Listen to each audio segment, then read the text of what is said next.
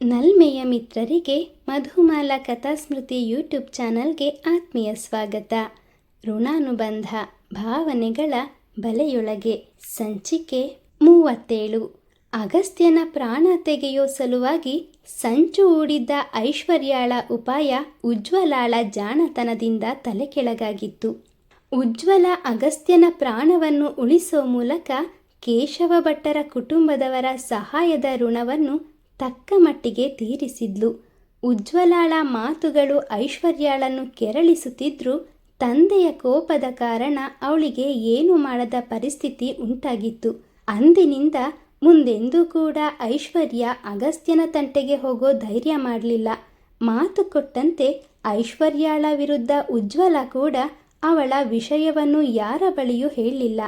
ಈ ನಡುವೆ ಅಗಸ್ತ್ಯನಿಂದ ಸಹಾಯ ಪಡ್ಕೊಂಡಿದ್ದ ಕಾಲೇಜಿನ ಗುಮಾಸ್ತ ರಂಗಣ್ಣ ಒಮ್ಮೆ ಅಗಸ್ತ್ಯನನ್ನು ಭೇಟಿ ಮಾಡಿ ತಾನು ಪಡೆದುಕೊಂಡಿದ್ದ 500 ರೂಪಾಯಿಗಳನ್ನು ಅಗಸ್ತ್ಯನಿಗೆ ವಾಪಸ್ ಕೊಡೋದಕ್ಕೆ ಮುಂದಾದಾಗ ಅದನ್ನು ತೆಗೆದುಕೊಳ್ಳದೆ, ರಂಗಣ್ಣ, ಇದನ್ನ ಹಿಂದಿರುಗಿಸೋ ಅವಶ್ಯಕತೆ ಇಲ್ಲ, ದಯವಿಟ್ಟು ನನ್ನ ನಿಮ್ಮಗ ಅಂದ್ಕೊಳ್ಳಿ ಅಂತ ಬೇಡ್ಕೊಂಡ. ಅವನ ಮಾತಿಂದ ರಂಗಣ್ಣ ಭಾವುಕರಾದ್ರು. ಎಂಥ ಒಳ್ಳೆ ಗುಣನಪ್ಪ ನಿಂದು, ದೇವರು ನಿನ್ನ ಕುಟುಂಬನ ಚೆನ್ನಾಗಿಟ್ಟಿರಲಿ ಅಂತ ಅವನಿಗೆ ಹರಸಿದ್ರು. ಈ ಒಂದು ನಿದರ್ಶನ ಅಗಸ್ತ್ಯ ಕೂಡ ತಂದೆ ತಾಯಿಯಂತೆ ಪರೋಪಕಾರಿ ಅನ್ನೋದನ್ನು ಸಾಬೀತು ಮಾಡಿದಂತಿತ್ತು. ಮುಂದಿನ 1 ತಿಂಗಳಲ್ಲೇ ದ್ವಿತೀಯ PUC ಪರೀಕ್ಷೆ ಮುಗಿದಿತ್ತು. ಎಣಿಸಿದಂತೆ ಅಗಸ್ತ್ಯ ಹಾಗೂ ಉಜ್ವಲ ಇಬ್ಬರಿಗೂ ಒಳ್ಳೆಯ ಅಂಕಗಳೇ ಬಂದಿದ್ದರಿಂದ ಇಂಜಿನಿಯರಿಂಗ್ ಕಾಲೇಜಿಗೆ ಸೇರ್ಪಡೆಗೊಂಡಿದ್ರು.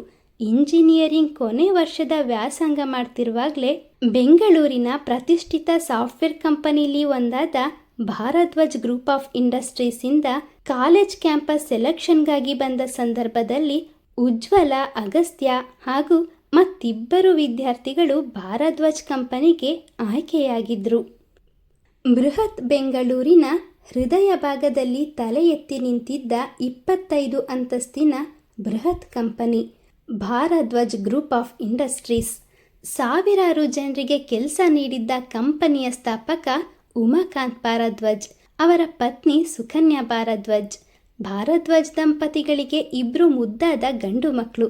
ತಂದೆ ಕಷ್ಟಪಟ್ಟು ಕಟ್ಟಿ ಬೆಳೆಸಿದ ಕಂಪನಿನ ಅಷ್ಟೇ ಉತ್ತುಂಗಕ್ಕೆ ತೆಗೆದುಕೊಂಡು ಹೋಗಲು ಸತತ ಪ್ರಯತ್ನ ಪಡ್ತಿದ್ದ ಹಿರಿಯ ಸುಪುತ್ರ ಅಕ್ಷಯ್ ಭಾರದ್ವಾಜ್ ಹಾಗೂ ಕಂಪನಿ ವಿಷಯದಲ್ಲಿ ಅಣ್ಣನಿಗೆ ಸಹಾಯಕನಾಗಿ ನಿಂತಿದ್ದ ತಮ್ಮ ಕಾರ್ತಿಕ್ ಭಾರದ್ವಾಜ್. ಅಕ್ಷಯ್ ಭಾರದ್ವಾಜ್ದು ಅಪ್ಪ ಅಮ್ಮನಂತೆ ಶಿಸ್ತಿನ ವ್ಯಕ್ತಿತ್ವ. ಒಂದು ಬಾರಿನೂ ತನ್ನ ತಂದೆ ತಾಯಿಗೆ ಎದುರಾಡಿದವನಲ್ಲ. ಆದರೆ ಕಾರ್ತಿಕ್ ಭಾರದ್ವಾಜ್ನದ್ದು ಅಣ್ಣನಿಗೆ ವಿರುದ್ಧವಾದ ಗುಣ. ತಂದೆ ತಾಯಿಯ ಅತಿಯಾದ ಪ್ರೀತಿಯಿಂದಾಗಿ ಕೇವಲ ಹಠದ ಸ್ವಭಾವವನ್ನೇ ಮೈಗೂಡಿಸಿಕೊಂಡು ಬೆಳೆದವನು. ಬುದ್ಧಿವಾದ ಅಂದರೆ ಅವನಿಗೆ ಅಲರ್ಜಿ ವಿಷಯ. ಸ್ನೇಹಿತರೊಂದಿಗೆ ಮೋಜು ಮಸ್ತಿ ಮಾಡ್ತಾ ತಂದೆ ಕಷ್ಟಪಟ್ಟು ಕೂಡಿಟ್ಟಿದ್ದ ಹಣವನ್ನೆಲ್ಲ ನೀರಿನಂತೆ ಧಾರಾಳವಾಗಿ ಖರ್ಚು ಮಾಡ್ತಿದ್ದವನು. ಹುಡುಗಿಯರ ವಿಷಯದಲ್ಲೂ ಕೆಟ್ಟಾಗಿ ನಡ್ಕೊಳ್ತಿದ್ದದ್ದು ಮನೆಯವರಿಗೆಲ್ಲ ತಿಳಿದಿದ್ದ ವಿಷಯನೇ ಆಗಿತ್ತು. ತನ್ನ ತಂದೆನೇ ಅಷ್ಟು ದೊಡ್ಡ ಬಿಸ್ನೆಸ್ ಮ್ಯಾನ್. ಹೀಗಿರುವಾಗ ತಾನು ಕೆಲಸ ಮಾಡೋ ಪ್ರಮೇಯವೇ ಇಲ್ಲ. ಒಂದು ವೇಳೆ ಕೆಲಸದ ಅನಿವಾರ್ಯತೆ ಎದುರಾದರೂ ತಮ್ಮದೇ ಕಂಪನಿ ಇರುವಾಗ ಮತ್ತೊಂದು ಕಂಪ್ನಿಗೆ ಯಾಕೆ ಹೋಗಬೇಕು, ಆದರೂ ಅವಶ್ಯಕತೆನೇ ತನಗಿಲ್ಲ ಅನ್ನೋ ಮನಸ್ಥಿತಿಲಿದ್ದ ಕಾರ್ತಿಕ್ ಓದೋ ಸಮಯದಲ್ಲಿ ಸರಿಯಾಗಿ ಓದದೆ ತಂದೆ ತಾಯಿಯ ಮಾತುಗಳನ್ನು ತಾತ್ಸಾರ ಮಾಡ್ತಿದ್ದವನು ಕಾಲೇಜಿನ ಸಮಯದಲ್ಲೇ ತನ್ನ ಓದಿಗೆ ಪೂರ್ಣ ವಿರಾಮ ಇಟ್ಟಿದ್ದ. ಎಷ್ಟೇ ದೊಡ್ಡ ಹಣವಂತರಾದರೂ ಕೊಂಚವೂ ಗರ್ವವಿಲ್ಲದ ಭಾರದ್ವಾಜ್ ದಂಪತಿಗಳಿಗೆ ಕಾರ್ತಿಕ್ನ ದುರ್ಗುಣಗಳು ತಲೆನೋವಾಗಿ ಪರಿಣಮಿಸಿತ್ತು. ಮಗನನ್ನು ಹೀಗೆ ಬಿಟ್ಟರೆ ಅವನ ಭವಿಷ್ಯ ಹಾಳಾಗೋದ್ರಲ್ಲಿ ಸಂಶಯ ಇಲ್ಲ ಅಂತ ಅರಿತವರು ಅವನನ್ನು ಹೇಗಾದರೂ ಮಾಡಿ ಸರಿದಾರಿಗೆ ತರಬೇಕು ಅಂತ ಯೋಚಿಸಿ ತಮ್ಮ ಹಿರಿಯ ಮಗನೊಂದಿಗೆ ಮಾತಾಡಿ ಒಂದು ನಿರ್ಧಾರಕ್ಕೆ ಬಂದರು. ಕಾರ್ತಿಕ್ನನ್ನು ಜೊತೆಲಿ ಕೂರಿಸ್ಕೊಂಡು ಮನೆಯವರೆಲ್ಲರೂ ತಮ್ಮ ಅಭಿಪ್ರಾಯವನ್ನು ವ್ಯಕ್ತಪಡಿಸಿದ್ರು. ನೋಡು ಕಾರ್ತಿಕ್, ನೀನಿನ್ನು ಚಿಕ್ಕ ಮಗು ಅಲ್ಲ. ನಮ್ಮ ಕಂಪನಿಯಿಂದ ಬರೋ ಹಣ ಮಾತ್ರ ನಿಂದು. ಕೆಲಸದ ಜವಾಬ್ದಾರಿಯೆಲ್ಲ ಅಕ್ಷಯ್ಗೆ ಸೇರಿದ್ದು ಅನ್ನೋದನ್ನು ಮೊದಲು ನಿನ್ನ ತಲೆಯಿಂದ ತೆಗೆದುಹಾಕು. ಈಗಂತೂ ನಿನ್ನ ತಂದೆಗೆ ಆಗಾಗ್ಗೆ ಆರೋಗ್ಯನೂ ಸರಿ ಇರೋದಿಲ್ಲ. ಅವರು ಹುಷಾರ್ ತಪ್ಪಿದಾಗ ನಿನ್ನ ಅಣ್ಣ ಒಬ್ಬನೇ ಕಂಪನಿಯ ಎಲ್ಲ ಜವಾಬ್ದಾರಿಯನ್ನು ನೋಡ್ಕೊಳ್ಳೋದು ಕಷ್ಟ ಆಗತ್ತೆ. ನೀನು ಅವನ ಜೊತೆ ಸೇರಿ ಕಂಪನಿ ಕೆಲಸದಲ್ಲಿ ಸಹಾಯ ಮಾಡಿದರೆ ಅಪ್ಪಂಗೂ ಸ್ವಲ್ಪ ವಿಶ್ರಾಂತಿ ಸಿಗುತ್ತೆ. ಹಾಗೆ ಕೆಲಸದ ಬಗ್ಗೆ ನಿನಗೂ ಅನುಭವ ಬಂದಾಗತ್ತೆ. ಇಷ್ಟು ದೊಡ್ಡವನಾದರೂ ನಿನಗೆ ನಿನ್ನ ಖರ್ಚುಗಳನ್ನು ನಿಭಾಯಿಸಿಕೊಳ್ಳುವಷ್ಟು ಶಕ್ತಿ ಇಲ್ವಾ? ಇನ್ನೂ ನೀನು ನಿನ್ನೆಲ್ಲ ಖರ್ಚುಗಳಿಗೆ ನಮ್ಮ ಬಳಿಯೇ ಬೇಡ್ತಾ ಇದ್ದೀಯ ಅನ್ನೋದನ್ನು ಮರಿಬೇಡ. ನಿನಗೆ ಸ್ವಾಭಿಮಾನ ಇದ್ದಿದ್ದೇ ಆದರೆ ನೀನು ನಿನ್ನ ಅಣ್ಣನ ಜೊತೆ ಸೇರಿಕೊಂಡು ಕಂಪನಿಯ ಕೆಲಸಗಳನ್ನು ಕಲ್ತ್ಕೋ. ಆಗ ನಿನ್ನ ಕಾಲ ಮೇಲೆ ನೀನು ನಿಂತ್ಕೋಬಹುದು. ಕೈಯಲ್ಲಿ ಕೆಲಸ ಇಲ್ಲದೆ ಖಾಲಿ ಕೂತ್ಕೊಂಡ್ರೆ ಹೀಗೆ ಬೇಡದ ಆಲೋಚನೆಗಳು ತಲೆಯಲ್ಲಿ ತುಂಬಿಕೊಳ್ಳುತ್ತೆ ಅಂತ ಹೇಳ್ತಿದ್ದ ಹೆಂಡತಿ ಮಾತಿಗೆ ಜೊತೆಯಾದ ಉಮಾಕಾಂತ್ ಅವರು, ಹೌದು ಕಾರ್ತಿಕ್, ಇನ್ಮುಂದೆ ನಿನ್ನ ಕೊಳಕು ಸ್ನೇಹಿತರ ಸಂಘವನ್ನೆಲ್ಲ ಕಡಿಮೆ ಮಾಡಬೇಕು. ಅದರಲ್ಲೂ ಹುಡುಗಿರ್ ಸಹವಾಸವನ್ನಂತೂ ಮಾಡಲೇಕೂಡ್ದು. ಇಷ್ಟು ದಿನ ನೀನು ಚಿಕ್ಕವನು ಅಂತ ನಿನಗೆ ಯಾವುದೇ ಜವಾಬ್ದಾರಿಯನ್ನು ವಹಿಸಿರಲಿಲ್ಲ. ನೀನು ಅಕ್ಷಯ್ಗಿಂತಲೂ 2 ವರ್ಷ ಅಷ್ಟೇ ಚಿಕ್ಕವನು. ಅವನು ಶಾಲೆಗೆ ಹೋಗುವಾಗಲೂ ಎಲ್ಲದರಲ್ಲೂ ಮುಂದಿರ್ತಿದ್ದ. ಈಗಲೂ ಅಷ್ಟೇ ಸಮಾಜದಲ್ಲಿ ನನ್ನ ಹೆಸರು ಉಳಿಸೋ ಜೊತೆಗೆ ಅವನು ಕೂಡ ಒಳ್ಳೆ ಹೆಸರು ಸಂಪಾದನೆ ಮಾಡಿದ್ದಾನೆ. ಅವನನ್ನಾದರೂ ನೋಡ್ಕಲಿ. ನಿನ್ಗಿಂತ ಅವನು ಎಷ್ಟು ಬುದ್ಧಿವಂತ ಆಗಿದ್ದಾನೆ. ನಾನು ನಿಮ್ಮಿಬ್ಬರನ್ನ ಕಂಪೇರ್ ಮಾಡ್ತಿಲ್ಲ, ಆದರೆ ನೀನು ಕೂಡ ಅವನಷ್ಟೇ ಬುದ್ಧಿವಂತನಾಗಿ ಒಳ್ಳೆ ಹೆಸರು ಸಂಪಾದನೆ ಮಾಡಿದರೆ ನಮಗೂ ಕೂಡ ಸಂತೋಷ ಆಗುತ್ತೆ ಅಲ್ವಾ? ಇನ್ನೂ ನಾನೇನು ಹೇಳೋದಿಲ್ಲ, ನಿರ್ಧಾರ ನಿನಗೆ ಬಿಟ್ಟಿದ್ದು. ಯೋಚನೆ ಮಾಡಿ ಒಂದೊಳ್ಳೆ ತೀರ್ಮಾನಕ್ಕೆ ಬಾ ಅಂದರು. ತಂದೆ ತಾಯಿ ಮಾತು ಅವನಿಗೆ ಹಿಡಿಸ್ತಿದ್ರು ಅವರ ಬಾಯಿಯಿಂದ ಬಂದ ಮಾತುಗಳು ಅವನ ಸ್ವಾಭಿಮಾನಕ್ಕೆ ಧಕ್ಕೆಯುಂಟು ಮಾಡ್ತಿತ್ತು. ಸ್ವಲ್ಪ ಸಮಯಗಳ ಬಳಿಕ ಏನನ್ನೋ ಯೋಚಿಸ್ತವನು, ನನಗೆ ಕೆಲಸ ಮಾಡೋದಕ್ಕೆ ಸ್ವಲ್ಪನೂ ಇಷ್ಟ ಇಲ್ಲ. ಆದರೂ ಅಮ್ಮ ಹೇಳಿದ ಮಾತು ನಿಜಾನೇ ಅಲ್ವಾ? ನಾನು ಅವರು ದುಡಿದದ್ದನ್ನು ಬೇಡ್ ತಿಂತಿದ್ದೀನಿ. ಬುಲ್ಶಿಟ್, ನನಗೇನು ಸ್ವಾಭಿಮಾನ ಇಲ್ವಾ? ಇವರು ಇಷ್ಟೆಲ್ಲ ಮಾತಾಡಿದ ಮೇಲೂ ನಾನು ಪಬ್ಬು ಪಾರ್ಟಿಗೆ ಅಂತ ಲಕ್ಷ ಲಕ್ಷ ಹಣನ ಇವ್ರ ಬಳಿ ಹೇಗೆ ಕೇಳೋದು? ಕೇಳಿದ್ರು ಅಪ್ಪ ಕೊಡ್ತಾರಾ? ಇಲ್ಲ, ಖಂಡಿತ ಕೊಡೋದಿಲ್ಲ. ಈಗ ನಾನು ಕೆಲಸ ಮಾಡೋ ಅನಿವಾರ್ಯತೆ ಇದೆ.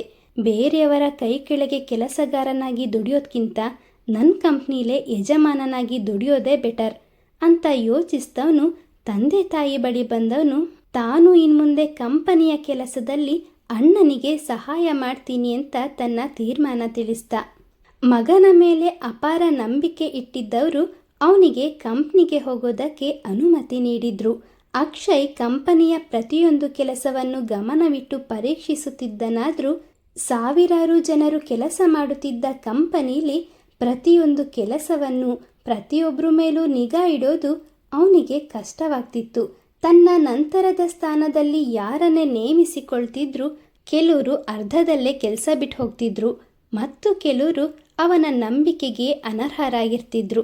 ಅದಲ್ಲದೆ ಅಕ್ಷಯ್ ವರ್ಷದ ಹಲವು ತಿಂಗಳು ತಮ್ಮದೇ ವಿದೇಶದ ಕಂಪನಿಲಿ ನಿರತನಾಗಿದ್ದರಿಂದ ಬೆಂಗಳೂರಿನ ಬ್ರಾಂಚನ್ನು ನೋಡಿಕೊಳ್ಳೋ ಸಮರ್ಥ ವ್ಯಕ್ತಿಯ ಅವಶ್ಯಕತೆ ಅನಿವಾರ್ಯವಾಗಿತ್ತು.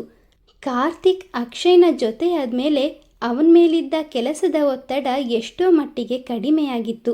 ಕಾರ್ತಿಕ್ಕಿಗೆ ಕಂಪನಿಯ ಕೆಲಸ ಹೊಸತಾದರೂ ಅಣ್ಣನ ಮಾರ್ಗದರ್ಶನದಿಂದ ಪ್ರತಿಯೊಂದು ಕೆಲಸವನ್ನು ಅಚ್ಚುಕಟ್ಟಾಗಿ ಬೇಗನೆ ಕಲ್ತ್ಕೊಂಡ. ತಮ್ಮದೇ ಕಂಪನಿಯಾಗಿದ್ದರಿಂದ ಹಣದ ವಿಷಯದಲ್ಲಿ ಯಾವುದೇ ಮೋಸ ಮಾಡದೆ ಪ್ರಾಮಾಣಿಕನಾಗಿದ್ದ. 1-2 ತಿಂಗಳಲ್ಲಿ ಕಂಪನಿಯ ಎಲ್ಲ ಕೆಲಸಗಳನ್ನು ತಿಳ್ಕೊಂಡಿದ್ದವನು ತನ್ನ ಕಾರ್ಯಕ್ಷಮತೆಯಿಂದ ಅಪ್ಪ ಅಮ್ಮನ ನಂಬಿಕೆಯನ್ನು ಗಳಿಸ್ಕೊಂಡಿದ್ದ. ಅಕ್ಷಯ್ ಕೂಡ ತಮ್ಮಂಗೆ ಬೆನ್ನೆಲುಬಾಗಿ ನಿಂತು ಅವನಿಗೆ ಕಷ್ಟ ಅನ್ನಿಸಿದಾಗ ಅವನಿಗೆ ಸಹಾಯ ಮಾಡ್ತಿದ್ದ. ಹಾಗೆ ಕಂಪನಿಯ ಎಲ್ಲ ವಿಚಾರಗಳನ್ನು ಅವನಿಗೆ ತಿಳಿಸಿ ಅವನೊಂದಿಗೆ ಚರ್ಚಿಸ್ತಾ ಇದ್ದ. ಪ್ರತಿಯೊಂದು ವಿಷಯದಲ್ಲೂ ಅವನ ಸಹಾಯ ಪಡಿತಿದ್ದ. ಕೆಲವು ದಿನಗಳಲ್ಲೇ ಮಗನ ವರ್ತನೆ ಸಂಪೂರ್ಣವಾಗಿ ಬದಲಾಗಿದ್ದು ಭಾರದ್ವಾಜ್ ದಂಪತಿಗಳ ಸಂತೋಷವನ್ನು ಹೆಚ್ಚು ಮಾಡಿತ್ತು. ಕಾರ್ತಿಕ್ನ ಕ್ರೌರ್ಯದ ಮುಖ ತಿಳಿಯದ ಮನೆಯವರು ಅವನನ್ನು ಸಂಪೂರ್ಣವಾಗಿ ನಂಬಿ ಮೋಸ ಹೋಗಿದ್ರು. ಹಣದ ವಿಷಯದಲ್ಲಿ ವ್ಯಾಮೋಹವಿದ್ರೂ ಯಾವುದೇ ಮೋಸ ಮಾಡದೆ ಪ್ರಾಮಾಣಿಕನಾಗಿದ್ದವನು ಕಂಪನಿಯಲ್ಲಿ ಕೆಲಸ ಮಾಡ್ತಿದ್ದ ಪ್ರತಿಯೊಂದು ಹೆಣ್ಣಿನ ಮೇಲೂ ತನ್ನ ವಕ್ರದೃಷ್ಟಿ ಬೀರಿ ಮಾನಸಿಕವಾಗಷ್ಟೇ ಅಲ್ಲ, ದೈಹಿಕವಾಗಿ ಅವರನ್ನು ಹಿಂಸಿಸ್ತಾ ಇದ್ದಿದ್ದು ಅವನ ಮನೆಯವರಿಗೆ ತಿಳಿಯದ ವಿಷಯವಾಗಿತ್ತು. ಈ ಕಾರಣದಿಂದಾಗಿ ಎಷ್ಟೋ ಹೆಣ್ಣು ಮಕ್ಕಳು ಅಕ್ಷಯ್ ಭಾರದ್ವಾಜ್ ಹಾಗೂ ಅವನ ತಂದೆ ತಾಯಿಯ ಬಳಿಲಿ ದೂರು ನೀಡಿದ್ರು. ಮೊದಲಿನ ತನ್ನ ಮೊಂಡುತನವನ್ನೆಲ್ಲ ಬಿಟ್ಟು ಮಗ ಬದಲಾಗಿದ್ದಾನೆ ಅಂತಾನೆ ನಂಬಿಕೊಂಡಿದ್ದ ಅವನ ಕುಟುಂಬದವರು ದೂರು ನೀಡುತ್ತಿದ್ದವರ ಮಾತನ್ನು ತಿರಸ್ಕರಿಸೋದು ಅಥವಾ ಅವರನ್ನು ಕೆಲಸದಿಂದಲೇ ತೆಗೆದುಹಾಕೋದು ನಡೀತಾನೆ ಇತ್ತು. ಇದರಿಂದಾಗಿ ಅವನಿಂದ ಅನ್ಯಾಯಕ್ಕೊಳಗಾದ ಎಷ್ಟೋ ಹೆಣ್ಣು ಮಕ್ಕಳು ತಮ್ಮ ಕೆಲಸ ಬಿಟ್ಟು ಕಂಪನಿಯಿಂದ ಹೊರಬರ್ತಿದ್ರು. ಕೆಲಸ ತೀರಾ ಅವಶ್ಯ ಅನಿಸಿದವರು ಎಲ್ಲವನ್ನೂ ಸಹಿಸಿಕೊಂಡು ಗಟ್ಟಿತನದಿಂದ ಕೆಲಸವನ್ನು ಮುಂದುವರಿಸ್ತಿದ್ರು. ಉಜ್ವಲ ಕೂಡ ಇದೇ ಸಾಲಿಗೆ ಸೇರಿದವಳಾಗಿದ್ಲು. ಈ ಕಂಪನಿಗಳಲ್ಲಷ್ಟೇ ಅಲ್ಲ, ಯಾವ ಕ್ಷೇತ್ರಗಳಿಗೋದ್ರೂ ಇಂಥವರು ಇದ್ದೇ ಇರ್ತಾರೆ. ಹಾಗಂತ ಹೋದಲ್ಲೆಲ್ಲ ಕೆಲಸ ಬಿಟ್ಟು ಹೋಗೋದಕ್ಕೆ ಸಾಧ್ಯನಾ? ಖಂಡಿತ ಇಲ್ಲ. ನಾನು ಇಲ್ಲೇ ಇದ್ದು ಒಂದಲ್ಲ ಒಂದಿನ ಇವನಿಗೆ ತಕ್ಕ ಪಾಠ ಕಲಿಸಿಯೇ ಕಲಿಸ್ತೀನಿ ಅಂತ ದೃಢ ನಿರ್ಧಾರ ಮಾಡಿ ಅವನ ಕಾಟವನ್ನೆಲ್ಲ ಸಹಿಸಿಕೊಳ್ತಿದ್ಲು. ಹಣ, ಅಂತಸ್ತು, ಸಂಪತ್ತಿನ ಹಿಂದೆ ಬಿದ್ದು ಅವನ ಮಾತಿಗೆ ಮರುಳಾಗಿ ಅವನ ಮೋಸದ ಜಾಲ ತಿಳಿದೆ ಕಾರ್ತಿಕ್ನ ಬಲೆಗೆ ಬೀಳ್ತಿದ್ದ ಎಷ್ಟೋ ಹುಡುಗಿಯರು ಇವನ ಸಂಗಡವನ್ನು ಇಷ್ಟಪಡ್ತಿದ್ರು. ಅವನ ಮಾತುಗಳನ್ನು ನಿರ್ಲಕ್ಷಿಸುತ್ತಿದ್ದವ್ರಿಗೆ ತನ್ನದೇ ರೀತಿಲಿ ಬುದ್ಧಿ ಕಲಿಸೋದಕ್ಕೆ ಹೊಸ ಹೊಸ ತಂತ್ರಗಳನ್ನು ಹುಡ್ತಿದ್ದ. ಹಾಗೆ ಹಲವಾರು ಬಾರಿ ಉಜ್ವಲಾಳನ್ನು ಕೂಡ ತನ್ನ ಮೋಸದ ಜಾಲದಲ್ಲಿ ಸಿಲುಕಿಸೋದಕ್ಕೆ ಪ್ರಯತ್ನಪಟ್ಟು ಸೋತಿದ್ದ. ಅವಳ ಪ್ರತಿಯೊಂದು ಕೆಲಸದಲ್ಲೂ ತಪ್ಪು ಕಂಡು ಹಿಡಿದು ಕಂಪನಿಯ CEO ಆಗಿದ್ದ ತನ್ನ ಅಣ್ಣ ಅಕ್ಷಯ್ ಭಾರದ್ವಾಜ್ ಹಾಗೂ ಕಂಪನಿಯ ಇತರೆ ಕೆಲಸಗಾರರ ಮುಂದೆ ಅವಮಾನ ಮಾಡೋ ಉದ್ದೇಶದಿಂದ ಎಷ್ಟೇ ಪ್ರಯತ್ನ ಪಟ್ಟರೂ ಸಾಧ್ಯ ಆಗಿರಲಿಲ್ಲ.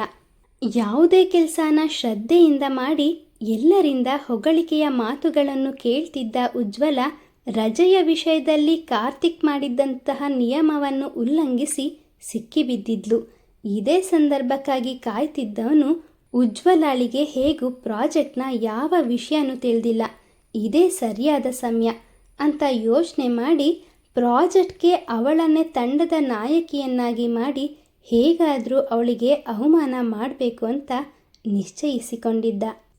ಮಿತ್ರರೇ, ಐಶ್ವರ್ಯ ತನಗಾದ ಅವಮಾನವನ್ನು ನಿಜಕ್ಕೂ ಸಹಿಸಿಕೊಂಡಿದ್ದಾಳ ಅಥವಾ ಬೆಂಕಿಯ ಕಿಡಿಯಂತಿರುವ ಅವಳ ದ್ವೇಷ ಜ್ವಾಲೆಯಾಗಿ ಪಸರಿಸಲಿದೆಯಾ? ಇತ್ತ ಕಾರ್ತಿಕ್ ಉಜ್ವಲಾಳನ್ನು ಸಿಕ್ಕಿ ಹಾಕಿಸೋದಕ್ಕೆ ಯಾವ ಉಪಾಯ ಹೂಡಿರ್ಬೋದು? ನಿರೀಕ್ಷಿಸಿ ಮುಂದಿನ ಸಂಚಿಕೆಯಲ್ಲಿ. ಮಿತ್ರರೇ, ಕತೆ ಇಷ್ಟ ಆದರೆ ಲೈಕ್ ಮಾಡಿ, ಶೇರ್ ಮಾಡಿ, ಚಾನಲ್ ಸಬ್ಸ್ಕ್ರೈಬ್ ಮಾಡಿಕೊಂಡು ನಮ್ಮನ್ನು ಪ್ರೋತ್ಸಾಹಿಸಿ. ಮುಂದಿನ ಸಂಚಿಕೆಯಲ್ಲಿ ಮತ್ತೆ ಸಿಗೋಣ.